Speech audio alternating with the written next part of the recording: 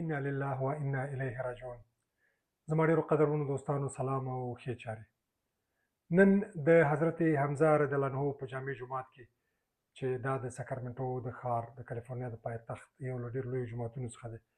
په لسګونو یا حتی ووایم چې په سلګونو باورمن، عقیدتمن او مؤمن افغانان راټول شوي او د سپین بغاوت د علم بردار، د یو فقیر، د یو ملنګ او د یو منلي ښاغلي او ویاړلي شاعر مطیع الله تراب ته د دعا په خاطر او هغه ته د عقیدت او د پیرزونو په خاطر راټول شوي.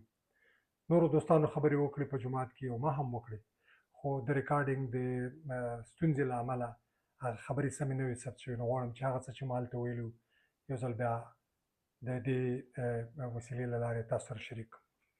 ما خپلې خبرې هلته د دغه ارواښاد په یو شعر باندې پیل کړې. دغه شاعر وایي: ژوندون مې تر څو د انتظار غېږه کې مري، سورلال د بدخشان نور د ښامار غېږه کې مري، بلبل کډه تړلې او بورا له غمه مړ دی، خبر شوم نارنج ګل د ننګرهار غېږه کې مري. زموږ دا ژبور، زړور، خولور او د ډېرو ژورو مفاهیمو درلودونکی شاعر ارواښاد مطیع الله تراب چې څلور ورځې وړاندې په خوست کې وفات او بیا د همیشه بهار ننګرهار د خویاڼو په خپلې پلرنۍ هدیرې کې خاورو ته وسپارل شو. دوستانو، ما هېڅکله هم ارواښاد تراب له نږدې څخه نه و لیدلی، خبرې مې هم ورسره کله نه وې کړې. البته زه د ده د شعر ډېر علاقمند وم. کله به چې دی په سټیج باندې ودرېد، ما به هر څومره مصروف وم، ما به هغه ویډیو د ده کتله او یا به مې ساتله چې کله به وزګار شوم ما به ولیدله. د دې سړي یو کمال دا و چې د ده په اشعارو او په نظمونو کې، په هغې کې د خوشحال خټک د ننګ، د بایزید انصاري د مبارزې، د رحمان بابا د تصوف انکسار او د عجز هغه دغه رنګ، او همدارنګې د حمزه شینواري د اننګو او د هغه د وحدت الشهود او وحدت الوجود د فلسفې، او بالاخره د زموږ د ملي شاعر ملنګ جان د غرور او د ملي غرور نه ډک اشعار او نظمونه چې هغه په دې کې ځای شوي. ما به ډېر خوند هغو ته اخیسته او که ژوند راسره یاري وکړله تر څو چې یم د ده به اشعار به زه اورم او دا به زه خدای دې وکړي چې کتابونه یې چاپ شي او به زه ولولم. دوستانو، د دې ویاړلي شاعر دوه ځانګړتیاوې درلودلې زما په فکر باندې، البته ډېرې دي. یوه ځانګړتیا یې دا وه چې په ده کې تعصب، کرکه او دغه پکې نه و، د چا نه د ګیلې او د شکایت مسایل قطعا نه مطرح کول. دی په خپلې ملنګۍ او فقیرۍ کې ورته ځان پاچا او یو د خپل وخت یو واکمن ښکاره کېده. د درباري سیاست په خدمت کې هېڅکله یې خپل شعر او ادب هغوی ته د هغوی په قدمونو او د هغوی په درشل کې نظر نه کړی نه دی. د ده بل د کمال یې دا و چې شعر یې ولسي و، پارونه، حماسه و، په ولسي ژبه باندې د خلکو دردونه یې دغه کول، د خلکو سره شریکول او د خپل ولس په کړاو کړېده او په خوښۍ یې خوښېده. دا د دې سړي یو ډېر لوی کمال و. تاسو ولیدل چې د دغه یو فقیر او د یو ملنګ جنازه په څه شکل باندې ونازول شوله او په څه شکل باندې خاورو ته کوز شو، د قبر ته ښکته شو او امبارونه امبارونه تورې خاورې باندې واړول شولې. د هرې خاورې او د هرې بیلچې سره ما ولیدل چې د ډېرو دوستانو په له سترګو څخه اوښکې څڅېدلې. تاسو پوهېږئ چې کله د ثور په د 1950 کال د ثور په خونړي ماښام باندې زموږ دغه د کلونو کلونو دغه کلاسیک او ټولنیز یو مثلث و چې هغه د خان ملا او د ملک مثلث و، هغه ونړېد او تس نس شو.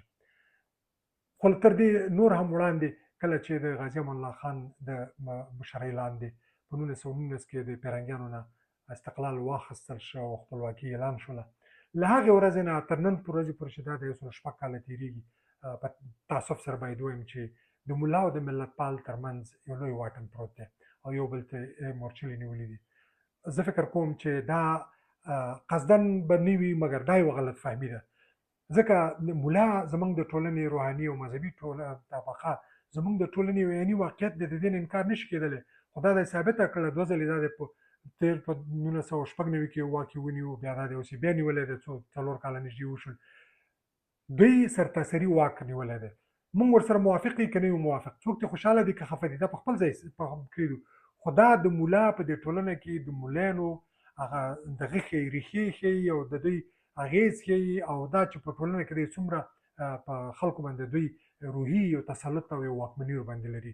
د دې نه انکار نشي کېدلی. نو زمونږ ملتپال او یا په اصطلاح آزاد خیال او روحان دي، دا باید له نظره ونه باسي. په یعنې حال کې زمونږ روحاني او مذهبي طبقه مولا صاحبان دا باید هېر نه کړي چې هر څه د قوم چې د کله دی د قوم نوم اخلي او هغه باندې دواړه مختلفې ټاپې ورباندې لګي. دا فکر کوم دا هم یوه لویه دغه ده، غیر مناسبه ده.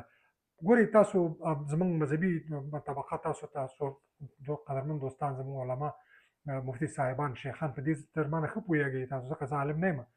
په قرآن کریم کې 109 کرته د یا قوم کلمه راغلې ده. دا کلمه د حضرت ابراهیم علیه السلام، حضرت نوح علیه السلام، حضرت شعیب علیه السلام، حضرت موسی علیه السلام او همدارنګه دوی ټولو په دغه کې په قرآن کریم کې بار بار دا کلمه راغله چې یا قومي. بل ځای کې راځي چې یا لیت قوم یعلمون، کاشکې زما قوم پوهېدلی. نو که د قوم یادول، د قوم سره مینه، د قوم پوهول، د هغوی ته رڼا او د شمع بلول، که دا سم کار نه وی نو قرآن کریم کې ولې راتلله؟ 109 کرت راغلی او په مجموع کې د قوم مجرد د قوم کلمه 240 ځلې په قرآن کریم کې راغله.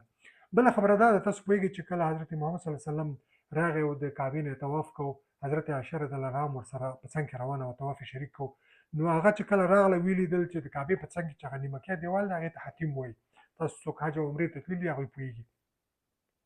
کله چې دا نو ویې لیده نو حضرت عایشې ته پوښتنه وکړه چې یا رسول الله دا نیمکۍ دیوال ولې پاتې دی؟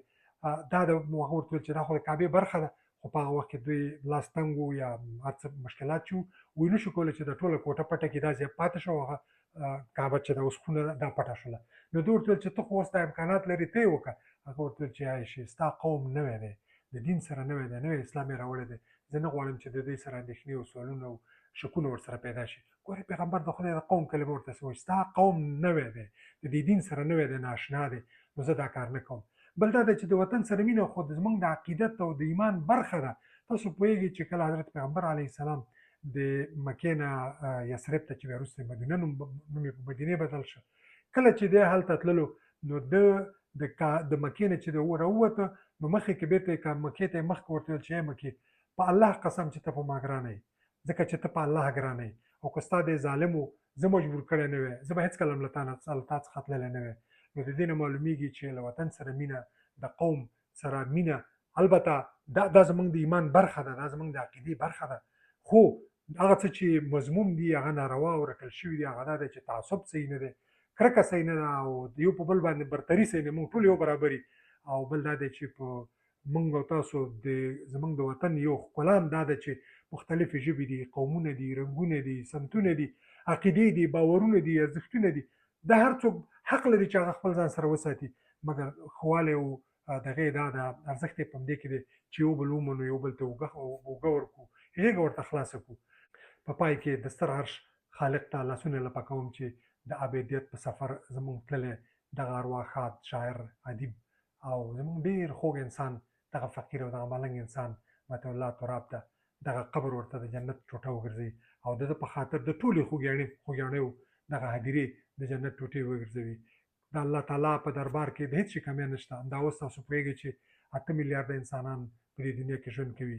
که د 8 میلیارده ټول خدای جنت ته بوځي د هغه په خدای کې یوه وربشه کمی نه راځي، او که د 8 میلیارده ټول دوزخ ته بوځي د هغه په خدای کې یو ویښته زیاتی نه راځي. نو چې څومره کریم دی او هغه نوم دی رحمان دی، کریم دی، عظیم دی او د عرش خاوند دی، هغه ته مونږ دعا کوو، لاسونه ورته لپه کوو چې د دغه په شمول باندې مونږ تاسو ټول ته عفو وکړي او یو بل ته د ورورولۍ، د خواخوږۍ، د همدردۍ لاسونه ورکړو او یو د بل نه که خیر نشو رسولی یو بل ته شر ونه رسوو. مینه او مننه. ملک زی.